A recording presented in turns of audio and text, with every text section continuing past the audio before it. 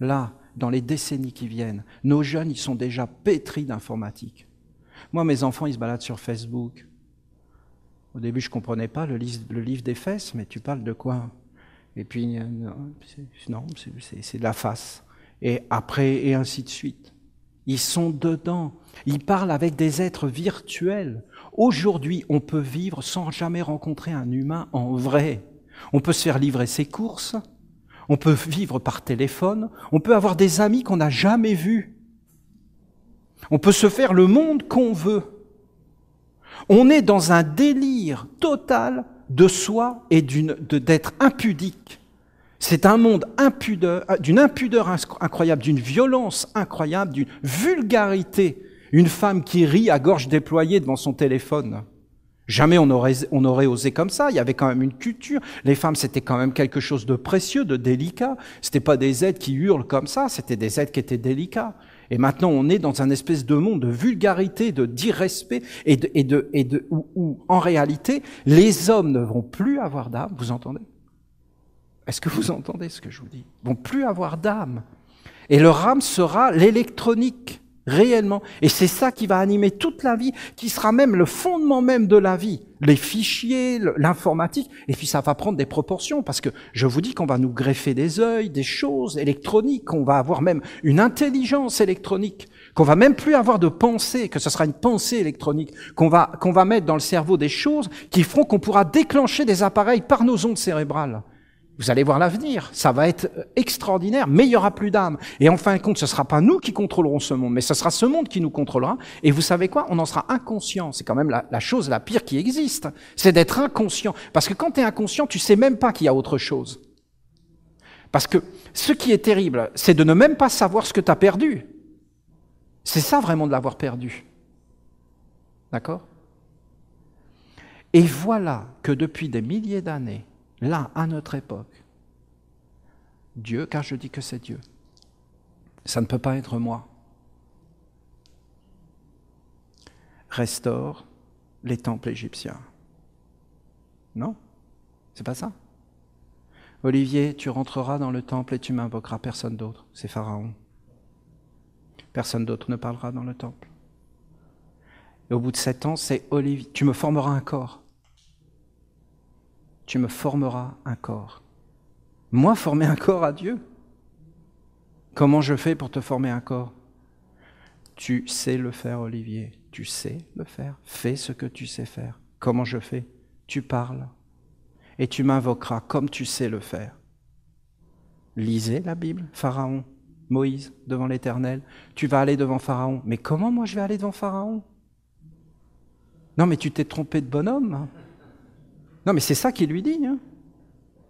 Et là, il lui dit, bon, mais je ne sais pas parler, je suis bègue. Alors prends Aaron pour parler à ta place. Oui, mais Aaron, il est chétif. Hein. Moïse, tu fais ce que je te dis. Qu'est-ce que fait Moïse? Il fait tout ce qui est dit. Est-ce qu'il est écrasé, Moïse? Oui. Oui, et il le fait. Et il fait apparaître quelque chose qui va féconder toute l'humanité. Et qu'est-ce que dit? Je ne peux pas être plus nu que ce que je fais là. Et il dit, crée-moi un corps. Alors donc je l'appelle comme je sais faire. Et en fin de compte, je lui crée un corps. Tu entreras dans le temple et tu feras le culte. Si tu parviens à animer l'être dans les mondes invisibles, alors nous ouvrirons la porte et nous descendrons dans le corps que tu nous auras créé. C'est incroyable. Après, ils disent, voilà, Dieu, c'est les 4 sceaux, c'est le sceau. Et le sceau, c'est sur quoi nous nous posons. C'est la fécondation du monde. À l'heure où un monde va créer un monde technologique, nous voulons maintenir sur la terre un lieu pour l'âme. Aucun homme n'a fait ça. Alors tu me construiras 4 temples avec des prêtres qui sont dans la 4e marche. Donc, est-ce qu'on arrive à prendre quelqu'un et l'emmener vers la 4e marche? C'est toute une organisation Mais quel magnifique travail nous avons fait, hein. Et voilà, cette quatrième marche, il viendra et il ne pourra rien dire de lui-même. Il devra dire telle parole, telle parole, telle parole, vous faites pas ce que vous voulez. Est-ce que les Esséniens ont le droit d'entrer? Non. Je suis à la ronde des archanges? Non. Je te donne 4 milliards de dollars. Bon, on va discuter. On va trouver un arrangement. Je vais aller voir le père. Ah, le père dit non. Ce sera non. Ce sera non. Le père dit non, ce sera non. Mais je peux vous garantir que s'il faut que je fasse un jeûne d'1 an pour qu'il dise oui, ce sera oui pour moi. Ah là là, on n'est pas grand-chose. Hein, je pense que c'est clair. Est-ce que tu peux entrer? Non, non, tu ne peux pas entrer là. Il faut que tu fasses la discipline et les choses qui sont ici.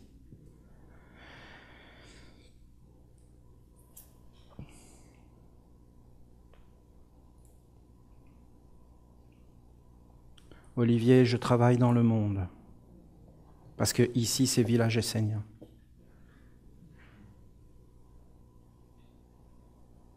Est-ce que moi, Olivier, devant vous, j'ai étudié l'histoire et je me suis dit, je vais reconstituer les temples égyptiens et que j'ai pensé? Non. Est-ce que j'ai fait un plan? Non. C'est aujourd'hui, parce que je vous parle depuis plusieurs jours des mystères de l'Égypte, que je viens de m'en apercevoir. Je viens de m'apercevoir qu'en réalité, tout ce qui m'a été demandé, c'est ce qui existait déjà en Égypte. Est-ce que c'est l'Égypte qui revient? Non. Parce que c'est toujours nouveau. À partir du moment où le Bouddha est mort, le bouddhisme est mort. À partir du moment où Jésus n'était plus là, le christianisme n'était plus là. Il faut qu'il y ait une institution avec des prêtres. Si il y avait eu un 2e Bouddha, un 3e Bouddha, un 4e Bouddha, un 5e Bouddha, à chaque fois le Bouddha aura été réactualisé. Dieu est dans le présent, pas dans le passé. Il n'y a plus le ciel qui est ouvert ici, la porte est fermée, c'est terminé. Instantanément, l'âme est volée. La statue est une idole. C'est plus Dieu qui est derrière, mais c'est le monde des hommes qui arrive et qui s'en empare. Les prêtres sont donc magnétisés de cette façon-là. Boum, tout le peuple est là-dedans. Il va garder pendant un certain temps et après tout va lui être volé et après il s'effondre. Ils ne peuvent pas se renouveler. Aujourd'hui, les hommes vont vers des choses complètement mortes, des téléphones. Des choses qui sont complètement mortes et qui n'ont plus d'âme. Et là, ils mettent toute la vie là-dedans parce qu'il n'y a plus de Dieu nulle part. Vous entendez? Il n'y a plus de monde invisible. Plus personne va se tourner vers ces mondes-là. Vous croyez que nos enfants vont aller vers l'âme et tout ça? Non, non, ils vont être obnubilés par les portables, par la technologie, par tous ces mondes. Tout le monde va aller vers ça. Et on va éteindre tout ce qui était des mondes supérieurs et des choses comme ça. Et ça va s'éteindre. Et regardez ça sur plusieurs centaines, voire milliers d'années, ce que ça va donner.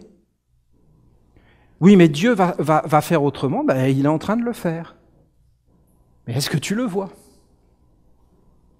Et donc, en réalité, qu'est-ce qui va se passer? Je ne peux pas vous le dire. Mais ce qui est certain, c'est que on peut réactiver les mondes. Je travaille à l'extérieur du village. Je suis boulanger. Le Dieu de la boulangerie n'est plus animé. Donc, qu'est-ce qui anime la boulangerie? C'est plus le Dieu. S'il n'y a plus de Dieu, je peux vous garantir que c'est fini. Seul Dieu est garant de la religion, de la science, du social et de la belle vie sur la terre. Et donc, automatiquement, les êtres vont venir. C'est pas que l'homme soit mauvais. L'homme c'est sa mission de garder le lien avec Dieu sur la terre. S'il ne garde pas le lien avec Dieu sur la terre, le mal arrive et s'empare de lui. C'est comme ça. Et aucun homme ne résiste à ça, moi le premier. Il n'y a pas un ange avec moi, c'est terminé instantanément. Je suis instantanément plus fiable. Tu ne peux être fiable que parce que tu es avec un monde supérieur. Vous prenez la meilleure personne au monde, la plus sincère, avec la meilleure hérédité, elle rentre dans une fonction où la divinité n'est plus honorée, instantanément, elle est mauvaise et dégradée. Vous comprenez la science? C'est une science, c'est comme ça. Aucun homme ne peut vivre sans un ange au-dessus de lui. Si l'homme n'a plus d'ange, c'est qu'il n'est plus un être supérieur, divin et responsable, c'est qu'il n'est juste un homme. S'il est un homme, vous pouvez parler de tout l'humanisme, de tout ce que vous voulez, tout ça est un mensonge, quelque chose de faux, une ombre et une erreur. Et dire qu'un homme va être bon, eh bien alors là, vraiment, c'est même déshonorer cet homme. Parce que c'est le mettre, c'est le conduire à l'abattoir. Il n'a aucune chance d'y arriver. C'est comme d'envoyer un homme à la mort certaine. Il n'y a aucun respect, aucun amour dans ces paroles-là. De dire qu'on peut vivre sans une divinité pure, je ne vous parle pas du nombre de la divinité, je vous parle d'une science. Je dis qu'il ne peut pas y avoir de séparation entre la religion, la science, l'art, le social, la vie et toutes ces choses. Et je vous dis qu'il ne doit y avoir aucun fanatisme et aucun sectarisme. Je vous dis que ça doit être universel et sans concept. Ça doit être pur et étudié dans tous ces mondes, parce qu'il y avait des places pour tous les mondes avec des sas, et tout était clair. Est-ce que même ce monde, avec cette sagesse, s'est effondré? Oui. Même avec tout ça, ils se sont effondrés à partir du moment où Pharaon a été au-dessus de tout, d'accord? Il a lui-même créé les lois. C'était plus Dieu. C'est comme s'il inventait des formules mathématiques, mais les mathématiques ne peuvent pas être inventées. La bonté ne peut pas être inventée. Tu ne peux pas toucher à la bonté. Si tu n'es plus en accord avec la bonté, c'est que tu n'es plus en accord.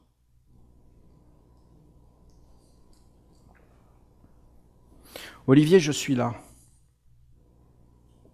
Je suis dans l'éducation, je suis dans la boulangerie. Qu'est-ce que je fais? Eh bien, mon ami, sois humble. Sois humble. Sois éveillé et sois conscient. Ce n'est pas ta vie tout entière. Ce n'est pas ta vie tout entière. Moi, il y a des médecins qui viennent me voir et qui me disent « Mais maintenant, Olivier, je comprends toute l'industrie, tout ça, c'est une énorme... C'est quelque chose, c'est des charlatans. » Non, non, non, non, non. Ne sois pas immature, ne va pas contre ce monde. Le monde de l'homme est bien fait. Oui, mais moi, je suis conscient que j'empoisonne les gens avec l'allopathie. Oui, oui, mais la personne veut de l'allopathie, donne-lui de l'allopathie. Tu n'as pas à entrer dans ce système. Et tu n'as pas à lutter contre ce système. Accepte que tout ce que tu fais là, ça va vers la mort. Et accepte de mourir. Deviens humble et modeste. Et ne mets pas ta vie là-dedans. Parce qu'il n'y a rien là-dedans. Olivier, est-ce que je peux améliorer mon corps de métier? Oui. Si tu veux améliorer ton corps de métier, tu veux améliorer ton corps de métier? Oui. Alors si tu veux améliorer ton corps de métier, construis un temple de la boulangerie, trouve le Dieu de la boulangerie, passe les marches de l'initiation jusqu'à la 4e, fais une alliance avec le Dieu de la boulangerie, avec l'ange, commence à créer tout un monde autour, toute une organisation, et là, va te présenter devant les égrégores, les génies et les esprits, montrant que tu as une alliance avec Dieu. Et là, c'est possible. C'est possible, là. Tu vas faire une œuvre sur la terre, tu vas arranger ton métier. Ah bon? Oui, c'est ça qu'il faut que tu fasses. Est-ce que c'est possible dans la nation essénienne? Oui. Ce n'est pas notre objectif. Aujourd'hui. D'accord? Comprenez ce que je veux vous dire? Ben alors, Olivier, je fais quoi? Eh bien, tu acceptes que tout ce que tu vas faire est perdu. Et tu acceptes ce qui est. C'est-à-dire que ta vie va s'éteindre. Et qu'en fin de compte, tout dans ta vie restera rien. Voilà, c'est tout, point. Mais il va quand même rester des choses. Oui, il y aura des idéaux. Par exemple, les idéaux que tu as, ben, tu vas les rencontrer après. Mais surtout, ne mets rien là-dedans, sinon tu vas te faire attraper en prison. Et tu vas demeurer en prison. Et si tu mets des choses là où Dieu lui-même n'a rien mis, eh ben c'est terminé. Ne mets rien là où Dieu n'a rien mis. Alors qu'est-ce que je dois faire? Tu dois faire les rites d'expiation pour t'éveiller et tu dois demander à avoir une autre vie. Mais elle est où ma vie? Mais elle est là ta vie, mon ami. C'est ton futur corps. Soutiens ce futur corps. C'est quand même relativement simple, hein? Non? C'est facile à faire ce que je vous dis. Hein. Tu as des obligations de soutenir la ronde des archanges. Soutiens la ronde des archanges. Tu as des obligations de soutenir l'enseignement. Va dans une maison de Dieu. Soutenir une maison de Dieu. Va faire des rituels dans une loge. Et là, par contre, mets toute ta vie là-dedans. Crée une école essénienne. Fais chez toi une bibliothèque. Participe à l'ordre des hiérogrammates. Alors là, tu rentres dans une de nos œuvres les plus grandes, pour l'instant qui donne des fruits. Quand tu as un problème dans ta vie, viens sur les villages esséniens et va au milieu des 12 érables, parler avec ton père l'érable. Demande-lui des souhaits, il va sûrement les accorder. Vous vous rappelez, il vous avait accordé des souhaits aux Québécois. C'était quelque chose, hein. C'était magnifiquement beau. C'était un être de Dieu. Ça, c'est une œuvre que nous avons fait avec l'érable. Et maintenant, avec la Grèce et l'olivier, nous avons une alliance avec l'olivier. C'est beau. C'est vraiment beau. C'est des portes qui ont été ouvertes. Alors en réalité, c'est cette œuvre que tu dois faire, tu dois mettre toute ta vie là-dedans. Mais alors comment je dois vivre ici? Eh bien, du mieux que tu peux. Du mieux que tu peux. Si tu es boulanger, parle avec tes clients, sois heureux dans ta vie et t'occupe pas de ces choses, c'est pas ton affaire. Que les hommes polluent la terre et tout ça, c'est une volonté plus supérieure, des mondes supérieurs. Ne donne plus de force à ces mondes supérieurs par ton inconscience, par ton ignorance. Quel bonheur d'avoir les rites d'expiation. Parce qu'on peut enlever les fécondations, on peut enlever les digestions, on peut enlever toutes ces choses et en fin de compte se faire un autre corps. Après, eh bien, construisons des villages puissants, des villages puissants, avec énormément d'habitations, où on sera un certain nombre à pouvoir faire les cultes. Là, nous nous tenons où? Nous nous tenons ici. Et je suis sorti et je suis en train de vous enseigner. Derrière, il y a tous ces mondes.